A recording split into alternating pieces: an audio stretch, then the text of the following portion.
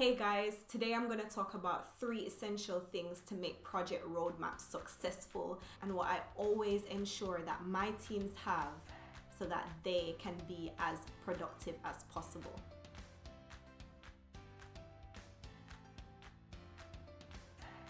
So today I'm going to talk about project roadmaps. We know why they're essential.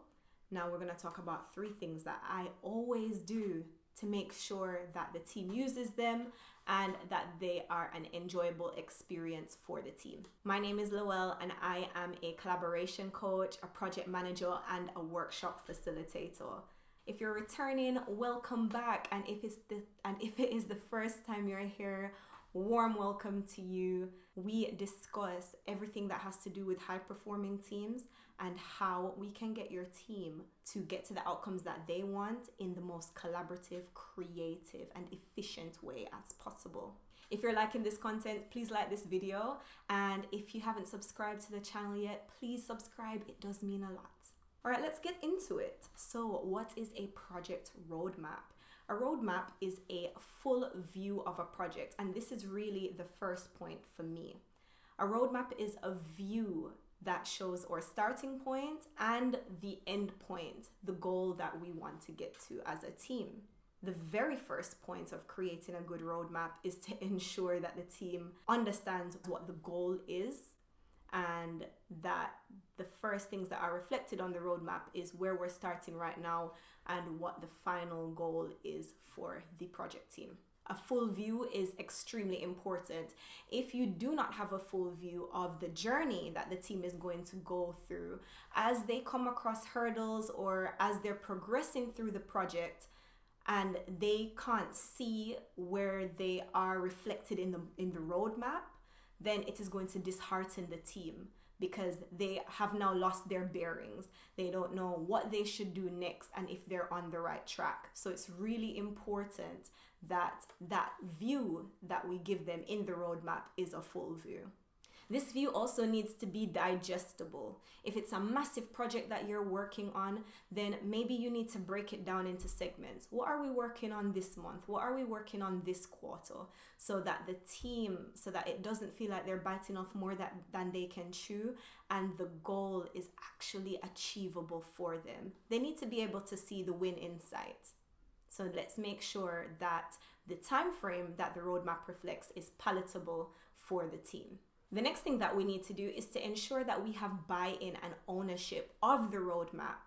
And in order to do this, the team has to agree on the steps and the milestones that are on the roadmap and what the end result is planned to be. They need to be in full consensus as a team on what this is and if it's correct. Once we have that, that's a massive tick in our box, and we can move on to the next part of ownership, which is breaking down that roadmap into smaller chunks, individual tasks that we can assign to individual people on the project team so that they may gain ownership of that piece and they're able to progress it through the roadmap and report on it.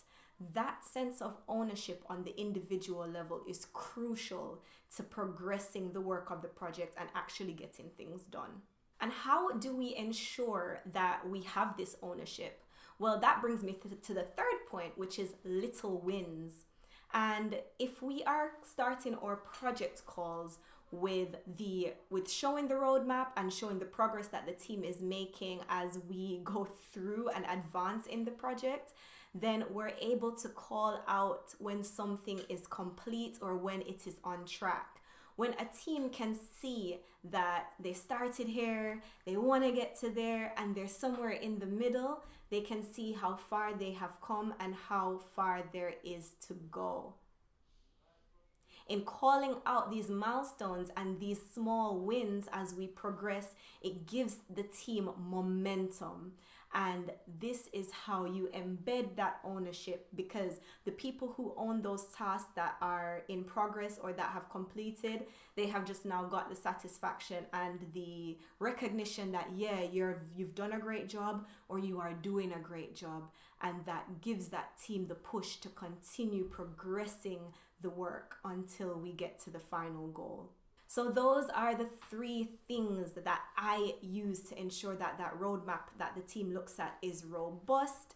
Those things are a full and complete view of the work that is needed to be done, breaking down the roadmap into palatable and manageable timeframes and tasks that are owned by individuals on the team, and celebrating the little wins by looking at where we are, where we're going, acknowledging where we've been and what great work we've done, and celebrating the team for the work that they have already done, giving them the motivation to continue working. I hope that you enjoyed this video. If you did, please give it a thumbs up. And if you haven't already, please subscribe to my channel. I'm looking forward to seeing you in the next video and for connecting with you in the comment section. Thanks for watching. See you in the next one.